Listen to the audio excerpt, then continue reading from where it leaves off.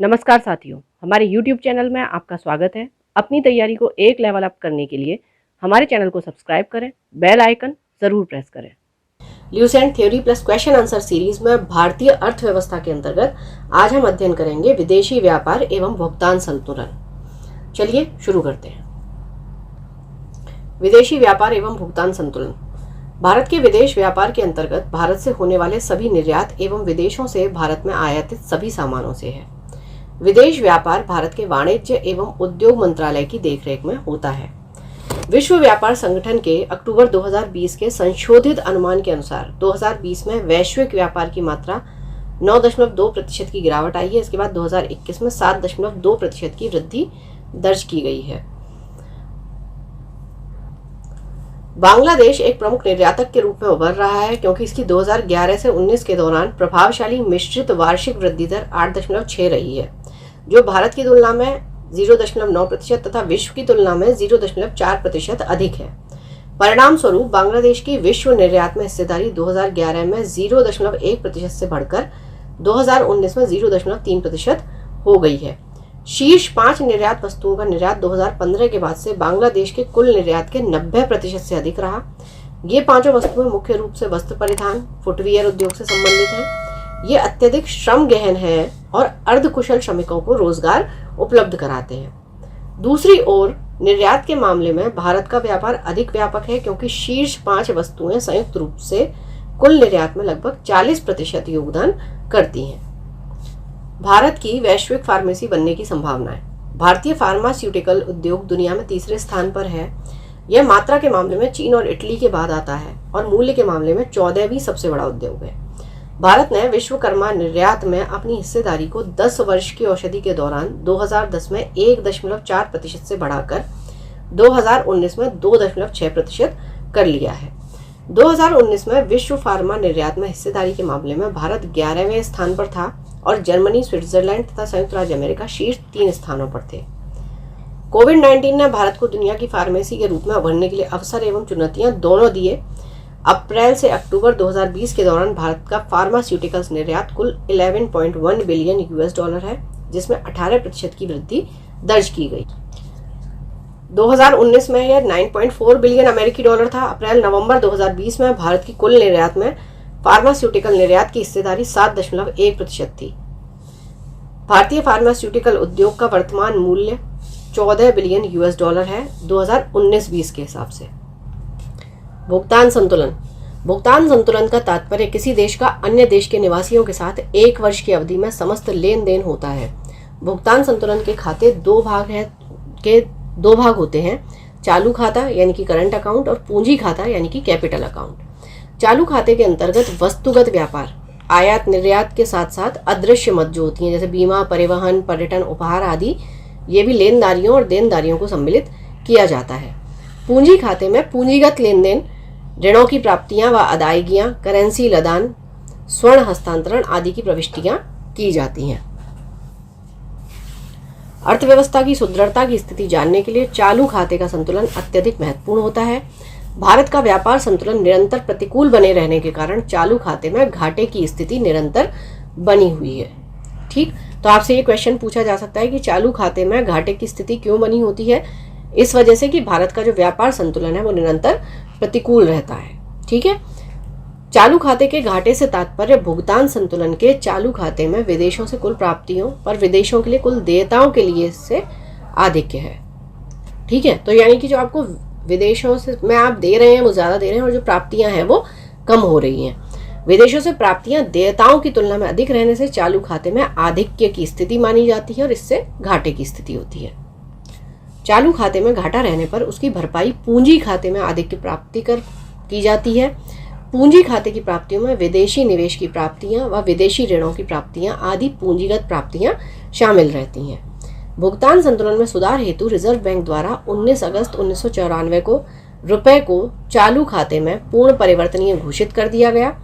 पूंजी खाते में रुपए की पूर्ण परिवर्तनीयता से संबद्ध विभिन्न पहलुओं पर विचार हेतु आरबीआई के पूर्व डिप्टी गवर्नर एस तारापुर की अध्यक्षता में एक समिति का गठन हुआ 20 मार्च 2006 को।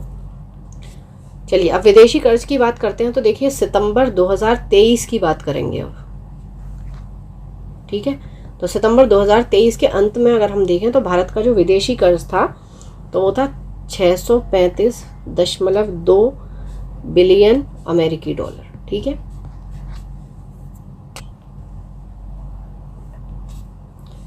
जून 2022 के अंत तक दुनिया का कुल विदेशी ऋण 89 ट्रिलियन अमेरिकी डॉलर था। कुल विदेशी ऋण स्टॉक के 23.9% के साथ अमेरिका दुनिया का सबसे अधिक ऋणग्रस्त देश है।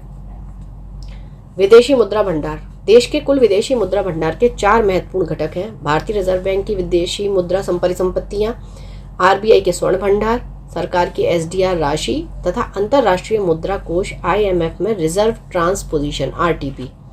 विदेशी मुद्रा भंडार को केवल अमेरिकी डॉलर में अभिव्यक्त किया जाता है। 8 जनवरी 2021 तक संचित विदेशी रिजर्व 586.1 बिलियन अमेरिकी डॉलर था। व्यापारिक संगठन। अंतर्राष्ट्रीय मुद्रा कोष IMF की स्थापना 27 दिसंबर 1945 में ब्रेटन वुड्स सम्मेलन के निर्णय के आधार पर किया गया।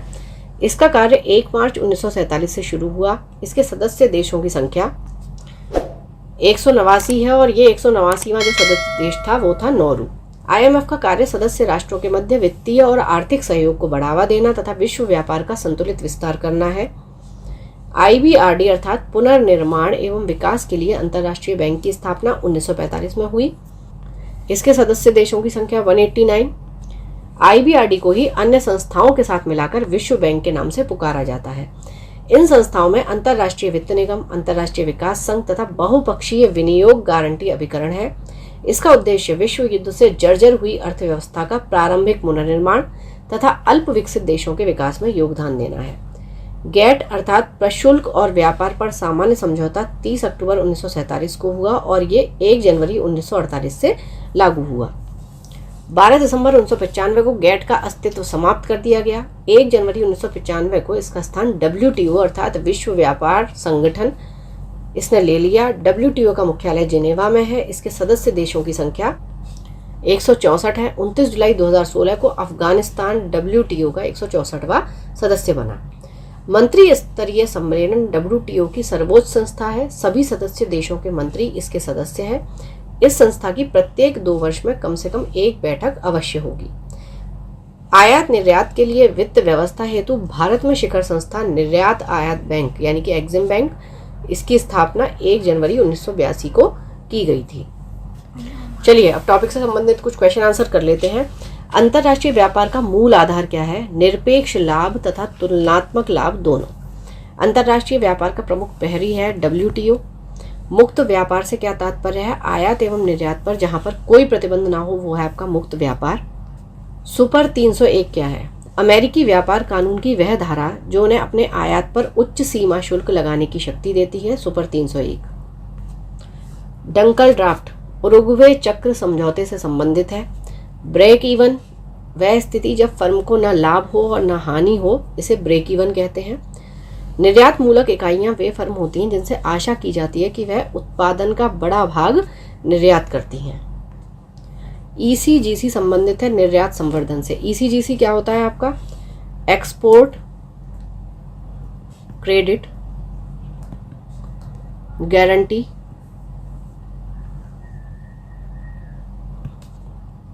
Corporation of India. Trade points की स्थापना का उद्देश्य क्या है? आयात निर्यात संबंधी सूचनाओं का आदान प्रदान करने वाले देश। बौद्धिक संपदा अधिकार से संबंधित व्यापार पहलू ट्रिप्स तथा व्यापार से संबंधित निवेश उपाय ट्रिम्स निम्नलिखित में से किससे संबंधित हैं? ये हैं आपके डंकल प्रस्ताव से। ट्रिप्स यानी कि trade related aspects of intellectual property rights, और ट्रिम्स हो गया आपका ट्रेड रिलेटेड, देखिए TR दोनों में एक ही है, ठीक है। इसमें इन्वेस्टमेंट आ जाएगा मेजर्स, ठीक है, ट्रेड रिलेटेड इन्वेस्टमेंट मेजर्स। नियोजन काल में भारत का विदेशी व्यापार मात्रा व मूल्य दोनों बढ़ा है। भारत के नियोजन काल में व्यापार संतुलन की दृष्टि से कौन सा कथन सत्य है? केवल 2 वर्षों में ये अनुकूल रहा। निम्नलिखित में से किन वर्षों में व्यापार संतुलन भारत के अनुकूल था? ये 72, 73 और 76, 77 में। विगत कुछ वर्षों में भारत के विदेशी व्यापार के संबंध में निम्नलिखित में से कौन सा कथन सत्य है? इसमें है आयात और निर्यात दोनों बढ़ा है। योजनावधि में कितनी बार भारत का विदेशी व्यापार शेष अनुकूल रहा है? 2 बार। भारतीय निर्यात को प्रोत्साहित करने के लिए इंडिया ब्रांड इक्विटी फंड किस मंत्रालय द्वारा स्थापित किया गया? वाणिज्य मंत्रालय। इंडिया ब्रांड इक्विटी फंड की स्थापना कब की गई? 1996 में। मूल्यानुसार भारत का निर्यात विश्व के कुल निर्यात व्यापार का 2%। निम्नलिखित में से कौन सा भारत का सबसे बड़ा निर्यात मद है? रत्न एवं आभूषण। भारत में सर्वाधिक मूल्य के रत्न एवं आभूषणों का निर्यात किस देश से होता है? संयुक्त राज्य अमेरिका। समुदाय संगठन के अनुसार भारत के निर्यात का सबसे बड़ा भाग किसको जाता है? यूरोपीय आर्थिक समुदाय को। भारतीय चमड़े का सर्वाधिक निर्यात किसको किया जाता है? इंग्लैंड। किसके निर्यात से भारत की निर्यात आय में सर्वाधिक योगदान होता है? रत्न एवं आभूषणों से। भारत की किस नकदी फसल से निर्यात के द्वारा अधिकतम विदेशी मुद्रा की आय प्राप्त होती है? यह है चाय। भारत के निर्यात की वस्तु है चाय। किस क्षेत्र के निर्यात मूल्यों ने विगत वर्षों में निर्यात व्यापार में सर्वाधिक योगदान दिया? टेक्सटाइल। 1950 में विश्व निर्यात में भारत का योगदान 1.85% था। वर्तमान में कितना है? 2%। कौन सी वस्तु भारत में आयात की वस्तु नहीं है? यह है अभ्रक।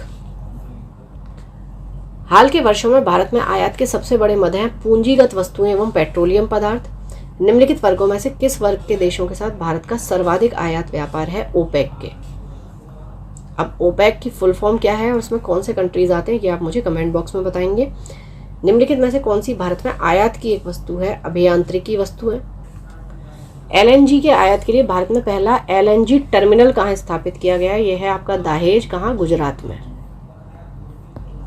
भारत के आयात का अधिकतम भाग कहाँ से आता है? ओपेक।